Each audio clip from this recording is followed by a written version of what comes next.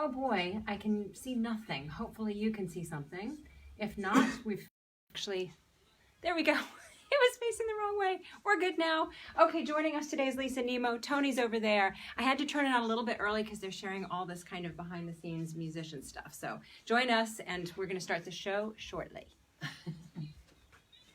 So you were saying, how did you market? How did you get the big gigs? Oh, so picking up the phone, really, calling people, finding out who the people were to call. And with the Jimmy Barnes, for example, that was our first ever big gig.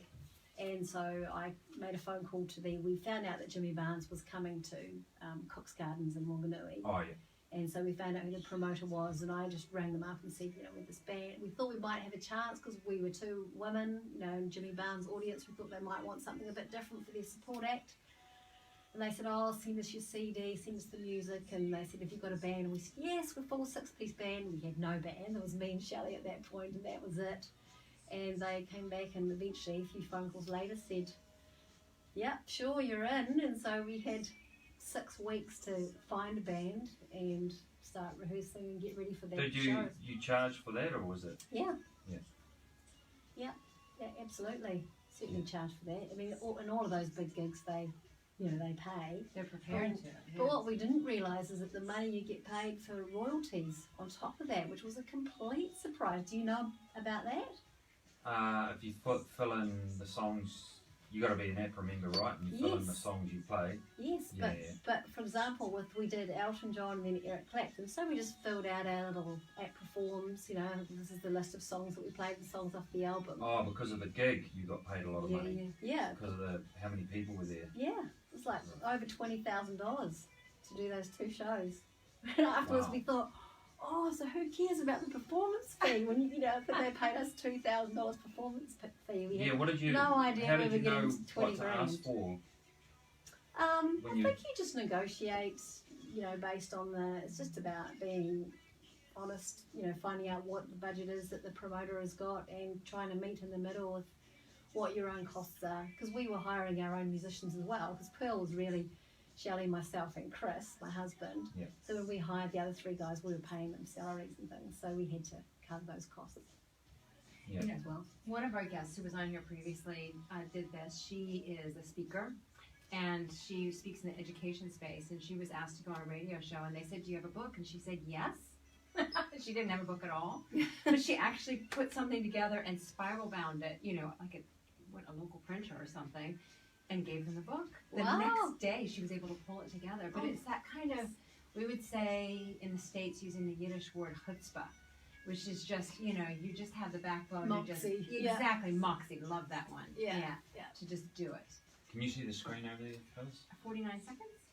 Yeah, so this is the end of the song, and Okay. then there's those 3 ads. Yeah, in red. Yeah, and then Cool. the green's out and through.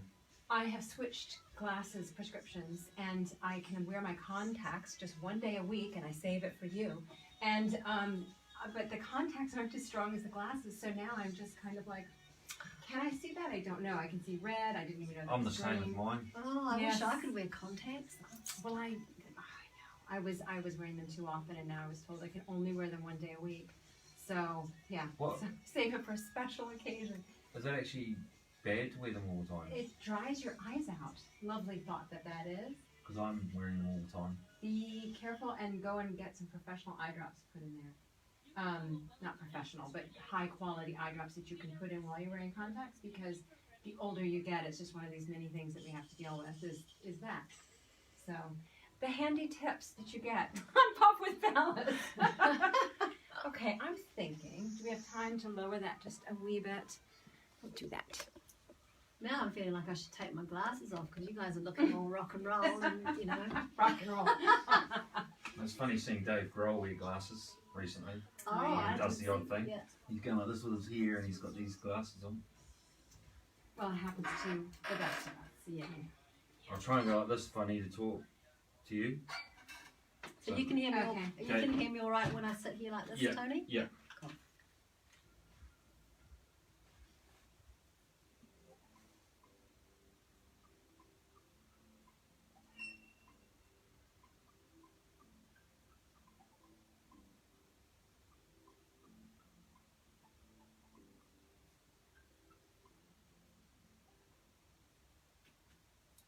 Hey you! Yes, I mean you. Are you ready to make your life pop? Well then, welcome to Pop with Pallas. Find out how to follow your passion, discover your purpose, and express it with personality. We are so lucky here because we get to talk with all kinds of different people who have figured out how to make their lives pop and are happy to come here and share their secrets with you. Welcome everyone, I'm Pallas and I'm joined by co-host Tony Kemp. How are you, Tony? I'm good, thanks. How are you? I am well, thank you. And it's been kind of fun behind the scenes because joining us today is a very special woman named Lisa Nimmo. And Lisa, you actually might be recognizable to some of those of us in the listening audience because you actually were on the pop charts at one point in your life, weren't you, with a group called Pearl. Yes, absolutely. Yeah. So Lisa and Tony have been sharing all kinds of musician stories. Do you know so-and-so? Have you played at this gig or venue, etc.? Anyway, Tony, how long have you been playing professionally the drums? Well, when you say professionally, that means getting paid? Yes. Since I was 16. Yeah. So you've done it all your life. Well, since I was 16, I've always been paid for music, but that's not always been a lot of money. No, and it may not have been your full-time gig? No. No, okay. So. But I've been lucky that, I have been paid since then. And it was always your passion. There was never any question that's what you wanted to do. Yep. Yeah. So I have a slightly different story to share with everyone today because Lisa, you talk, well, I have all kind of references to talk about your book, your website, videos, that sort of thing. But I have just read your book, and we'll get into that in a moment, about loving to sing when you were 9 years old. What was that like? What could we picture the little Lisa doing and singing? And then what happened that stopped you from pursuing your passion the way Tony has? Well, as a 9-year-old, I remember vividly I'd spend every waking moment where I wasn't at school dancing around on Mum and Dad's shag pile carpet, dressed in an ABBA costume. It's all I wanted to be was the blonde, I think it's Agneta from ABBA. And that's just how I wanted to spend my time. Singing just made me feel free. I just loved it. And then when I was about 11, I decided I'd try out for the school choir because I wanted to learn how to sing properly and make those beautiful, harmony sounds that ABBA did. And unfortunately, I didn't make it into the choir. The choir teacher said that I could join the sort of general choir, which was the choir that the kids joined when they just wanted to get out of maths. I said, no, I want to join the real choir where I can learn harmonies. And she said, no, you're not. Your voice isn't quite strong enough for that, so try again next year. But, of course, my little 11-year-old heart didn't try again the next year. I should have, but I didn't. And I never really did any music again after that. I never learned a musical instrument. I went through all my high school years and never did any music at all. Certainly never sung another song. And not until I sort of got into my 20s where I discovered a little bit of karaoke, and I became a closet karaoke fan at home on a Friday night with the stereo. I just love that. And actually it resonates so much because aren't there so many of us walking around out there who very early on weren't encouraged, or lost the faith. And so something that we were passionate about, we just let go of. And that's rather sad to think about. But you said in your book, which is called Blame It on ABBA, and now we understand, and I have to say I have read it, and there's one description of you wearing knee-length white tube socks to approximate go-go boots that the musicians wore. Oh, we had it all, fellas. Oh, it's such a good visual. It's great. You said you were a closet karaoke singing salesperson who at the age of 32 decided to become a professional singer and to follow your pop star dreams. Well, other than the fact that I love pop star, because of course it fits the name of the show, what took you, or what got you past karaoke to thinking, I can actually do this for a living? That's a good question. I actually took part in, it's one thing to sort of sit at home with your, microphone and the stereo and a couple of glasses of Chardonnay on a Friday night, but it's another to get out onto a public stage and sort of risk public humiliation. But I took part in one of my clients. I was working at the radio network back then as a salesperson, and one of my clients was the Wellington City Council. And they were having a sort of a talent show night for all their staff, where all the staff would dress up and do funny acts to entertain their workmates.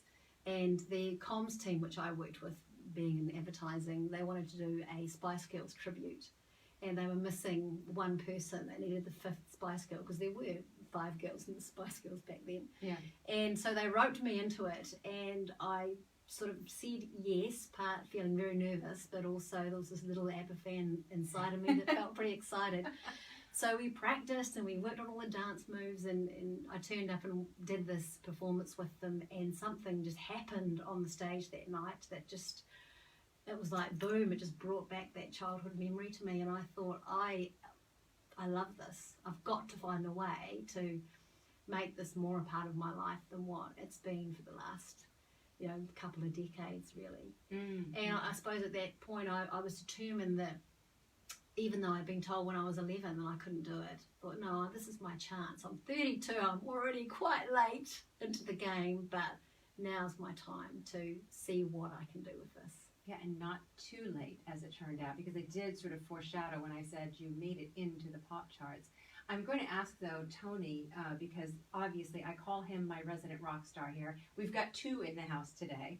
But, Tony, that feeling of being home and being, in the zone, doing exactly what you were put on earth to do, is that something you experience when you play the drums? Yes, certainly, but not all the time. Mm.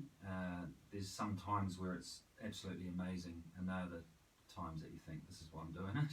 Yeah, yeah. But I don't get them all the time, only sometimes, but that's well worth the journey. Yeah, and I think that's something really important to remember. Some people think, well, if I get nervous or I don't have a good show, so maybe someone did say, okay, I'm going to take karaoke one step further. And then they go out and they perform and it bombs, or they feel so nervous that it feels like, maybe this isn't what I'm supposed to be doing. What would you say to someone who feels like that in that moment? I think you've got to keep going. I mean, I had a lot of moments like that where I really did bomb and it was awful. And so where I'd started from, that I thought, this is amazing, I need to feel this again. When I actually, as Tony says, when I got into the reality of it, of doing gigs and also learning how to sing professionally and standing up on stage, most of the gigs weren't fun at all. In fact, they were, especially in the early stage, they were awful. And so I had several moments where it was like, what am I doing? Why am I doing this? Yeah. But then you get that one, that comes along almost at the time that you need it most, which reminds you of why you're there. Yeah. So you have to keep pushing through those dark moments. It's such an interesting thing. By the time I finished my career in broadcasting, doing the nightly news, I had done it for 20 years. I could do it with my eyes shut. Really nothing made me nervous anymore. And when I came here to New Zealand and I started professionally speaking, I did a TEDx talk. That wasn't even professional, but it was a big deal. I felt like I had the stomach flu for 24 hours before the talk. Yeah. And then I thought, well, obviously that's just because it was this one talk. Nope. Every time before a really big gig, that is how I feel.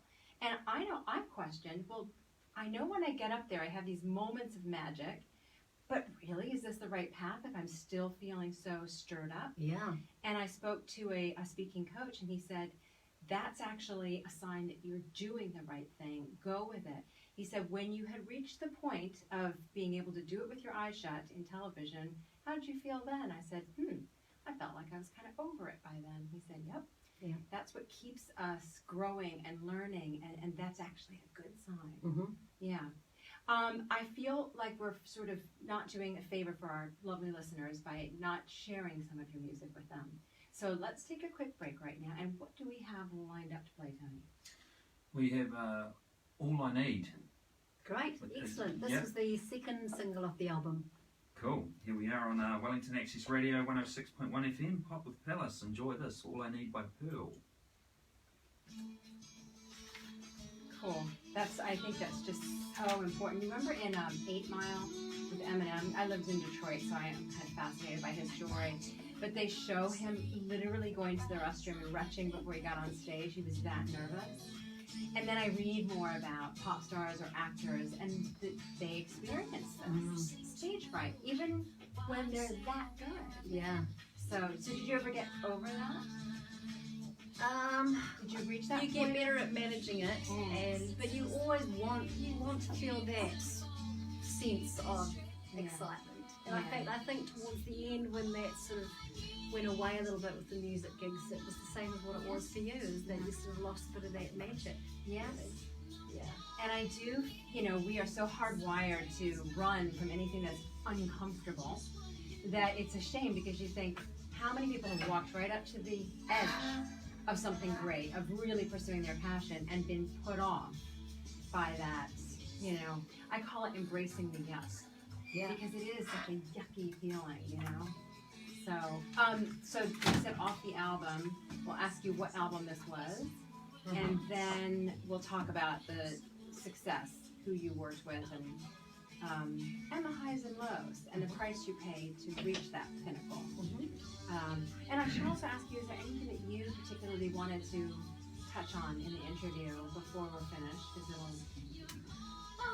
No, I just think it's just tell some stories of, the journey, and try and keep it, I think, the organic? Yeah. Okay. I have a few points I want to make, but I kind of let it go if it's not going that direction. Just go in a different direction. So. And the book itself is it's available on my website, Cool. Or in some retail stores, although I don't know how good the distributor is. So. Okay. Well, this I got from my next door neighbor, Paula, because yes. it was her book group. Yeah, that's right. Because I've been to their book group. Yeah, which is cool. So there's just so much to talk about. And is there anything you wanted to read from the book? I have a couple of passages highlighted. Not really? Okay. Well, no, I don't think so. I'd rather tell stories out of the book rather than reading it in prose. Yeah. But I mean, I'm just trying to think of what people have enjoyed who've read it. I mean, they love the story about me playing the guitar and turning around and seeing Eric Clapton standing behind me. So Okay, let's tell that one. Yeah, because we're just about to get into especially that. talking about nerves and things like What that. venue was that? That was at Mission concert in Hawke's Bay. Oh, right. Yeah. That was the concert where they made the wine with his name on the Yeah, and label. And Was upset. yeah, because he was an But alcoholic. I think my mum went to that, Oh, and okay. she said it's the only, because she lives across the road, and she said it's the only gig. Didn't he come out, didn't say much, played and went off, and it was You like, need to read people this were, book. I want to go to Phil Collins. Yeah, we've got tickets to that actually. Oh, lucky. Cool. That's her book. We'll talk about it shortly. How close am I? Are you singing at all these days? Lullaby. I still write songs.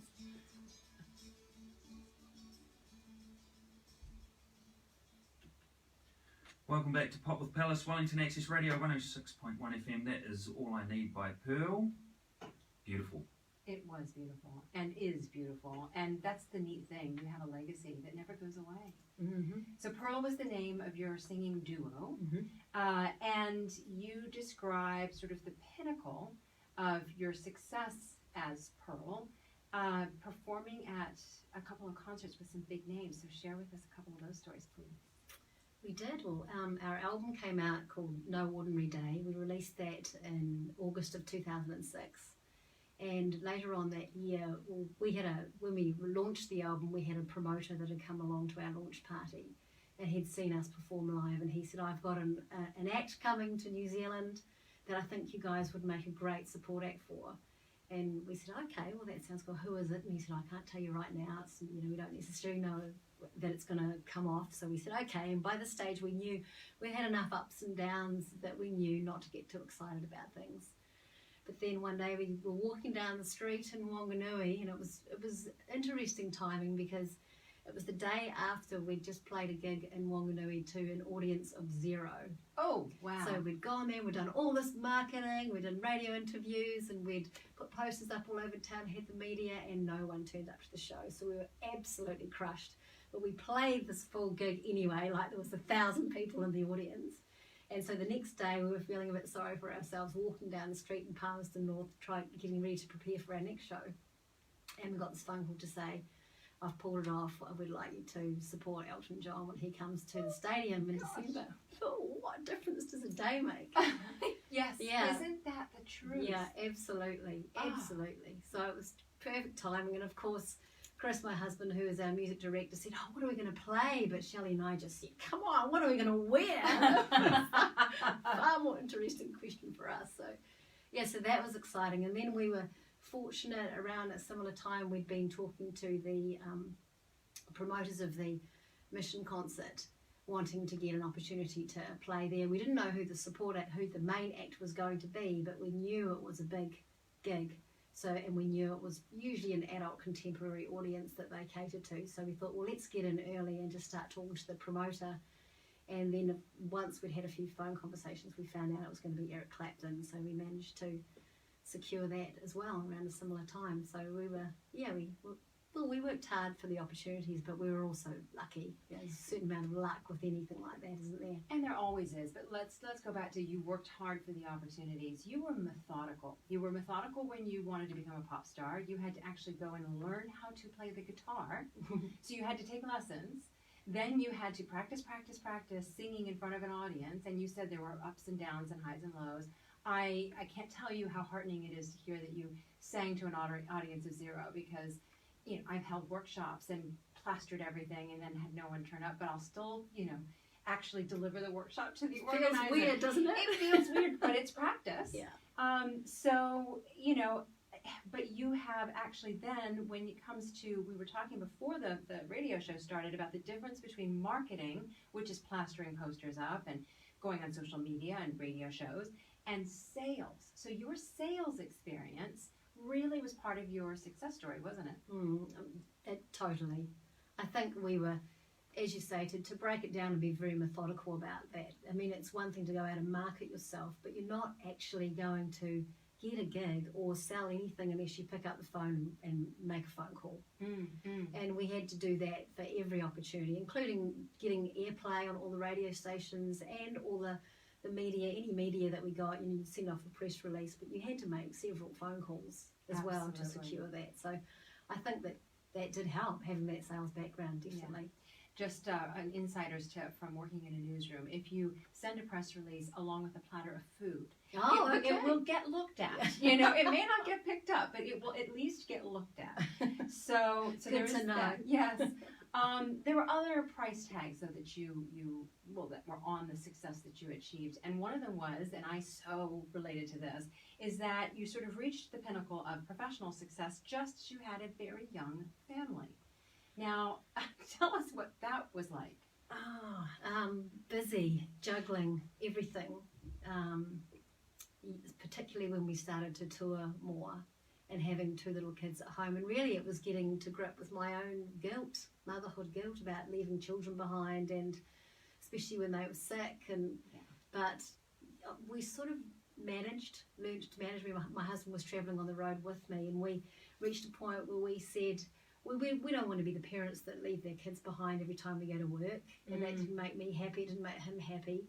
So we hired a nanny who could tour with us. So it was kind of fun. We turned it into an adventure. It was on the weekends we'd go off on the road and travel to some location, and I think our kids got to see many of the playgrounds around New Zealand when they were toddlers. So I'm reminded of Pink traveling with her husband and family. So she's doing that right now. Sure, she's doing it in a bit more style. Probably. And Tony, this probably resonates with you because you have young kids at home, and you have to go and gig on the weekends. And yeah. So I'm actually glad too that my touring days kind of stopped just after they were born. Yeah. And even though I do the odd cruise ship, it's just enough to do 10 days and have a break from their crying and whining. Yeah. To come back, but it's only 10 days away, which is good. I don't think I could handle much more than that. Yeah. I find that hard. Well, I think when people do, and if you have a dream to become a pop star, and I know that you've expressed this before, you sort of think at this level, way, way, way up high. But you don't realize at that point how much you give up to achieve that. Relationships break up, families fall apart, and sometimes you betray your own set of values. You sell out, quote unquote. And I think what's interesting is that there are different levels and meanings of success, or definitions of success for all of us. And so having reached this you were on the pop charts, you made it on the pop charts in New Zealand. And maybe that was enough because family was so important to you, or am I putting words in your mouth? No, I think to a certain extent. I grappled a lot with what I managed to juggle all of it. And I think what happened, which is still very vivid to me, it happened at a pinnacle moment, was when we supported Jimmy Barnes in Wanganui. and I had 2 little kids. My son was only, he was probably 4 months old. He was a tiny baby. And at the end of the Jimmy Barnes show, we stayed around to watch him play, and at the end of the show, I saw him pack up all his gear. He loaded, and he had a lot of his kids who were older, so they played on stage with him. Cool. Packed up all his gear into the back of a van, him and his wife and his kids, off they went, and I thought, well, I don't know what Jimmy Barnes' family life is like now, but at that moment it was the right thing for me to see, because I thought, well, maybe I can be a musician and be a mother, and it's not a matter of having to choose between both. And I also didn't want my kids to grow up thinking, oh, well, she was a musician, but she gave it all up because she had us, and so I didn't want to give them that example of parenthood. Yeah, absolutely. Yeah, but you're right, what comes with that is an awful lot of work and sacrifice in other ways. Yeah. Well, I love this line from your book. It's never too late to follow your heart, reinvent yourself, and become the person you were born to be. You were speaking my language with that. And I did mention the book. It is called Blame It on ABBA. It's available on your website, www.lisanimmo.com. And so we'll talk a little bit more about writing this book and what you're doing now, but let's have just one more song, if that's okay. Yeah. What would you... Should we play? We can play the other single, Yep. Life is Beautiful. You got that one there? Life is... Yeah, certainly have. All right. Life is Beautiful on Wellington Access Radio 106.1 FM. Cool. We've got 6.5 minutes left, so it'll probably be about 3 to wrap it up. Is it about 3 minutes on, or short? Should be. Okay, cool. So we'll talk about the book and about how you're supporting creatives right now. Anything else that you say? Or?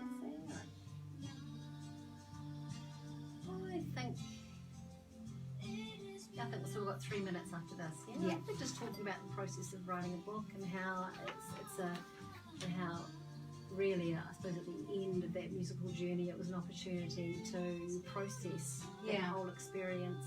Yeah. And then also embark on another dream, because writing a book, as you know, you're an author. Yeah. It's not easy. You No. think, and how many people say, I'm going to write a book.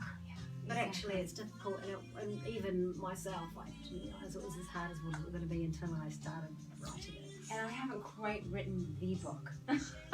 I just feel like I haven't written the one. I wrote the workbook with Micah, my business partner at the time, and I kidnapped her and took her to Plymmerton. We had a friend with a house in Plymmerton, and we just focused on it that whole weekend because she had young kids, and there was just no way.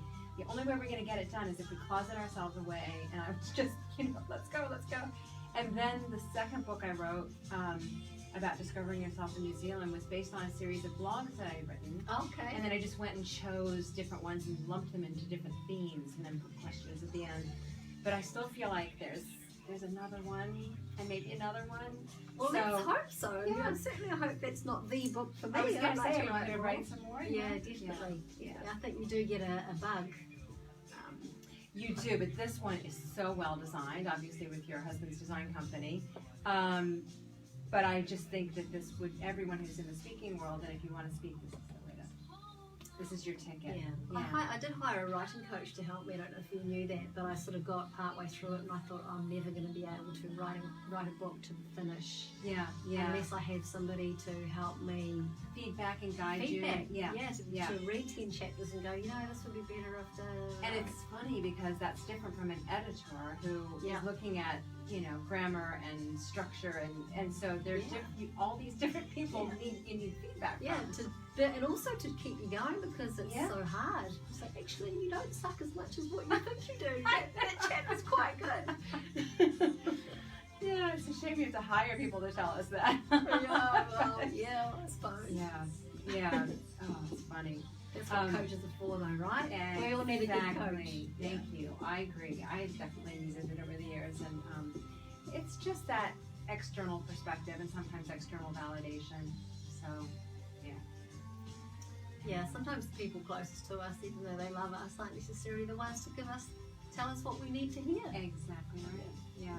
I also have to laugh because my first job in media was selling airtime for a rhythm and blues and gospel radio show. Oh. And I felt like if I could sell that, I could sell anything. But selling yourself is difficult. Yes.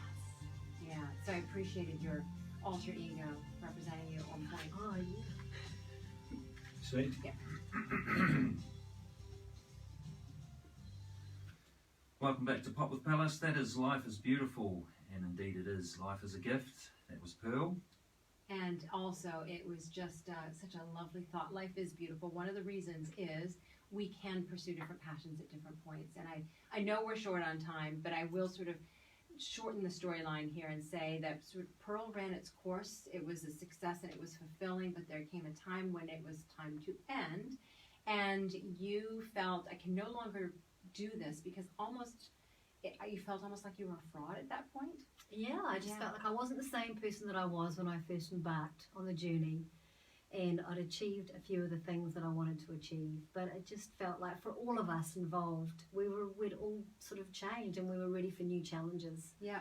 So it felt like it was time for us to move on to something else. And you moved on to nothing small. She wrote a book, Blame It on ABBA, and you talked about the process of writing that book being almost therapeutic. It was, because I think with any, as you would know, Pallas, when you go after any big dream and then you let it go, it's almost like you go through a grieving process. And I think what I did with the end of Pearl is that I put that aside, didn't play my guitar for quite some time because I'd had enough of the music. And it was a few years went by till I started writing the book. And it was through the process of writing it and looking back on the story and the journey and the adventure that I was able to see it for what it was and appreciate it for all that it did for me and everyone involved. It was amazing. Yeah, it is amazing. I was thinking about Wanganui. Actually, I walked a marathon in Wanganui. I was training to do the Oxfam Trail Walker, and I trained all year, and I fell ill the week of it, and I didn't do it. And I was gutted. And then I realized, after I recovered a bit and put some perspective on it, how much had I done? I'd actually walked a marathon. I was not running, but hey, I never would have even done that had I not been training for this. Yeah. So when you stop and pause and you look back, it's amazing how far you've come. And I know that right now you're thinking of launching a professional speaking career on the side, because you are a sales and marketing professional. I am, yes. Yes. And do people ever suspect that you were a pop star when they meet you now? No, it's always a bit of a surprise actually when they find that out, and usually they'll find out through someone else, because I'm not one to say, oh, by the way, hi, I used to be a pop star, because that would just make me a bit of a dick. Yeah. And you are definitely not that. In fact, you have been wonderful. You were trying to find ways to help creatives actually make money doing what they love. Yeah, absolutely. And I so am grateful for you coming and sharing some of your secrets here today. So Lisa Nimmo, thank you so much for joining us on Pop with Pallas, and for everyone who's tuning in, be sure to check out lisanimmo.com and popwithpallas.com while you're at it. Take care, everyone. No one knows how to spell Nemo or Pallas, but they'll figure it out. Cool. Thanks so much, guys, for joining us. Hey, Hal, my best friend's watching from the States. I will post this and see you in a couple of weeks. I think 2 more weeks. Take care.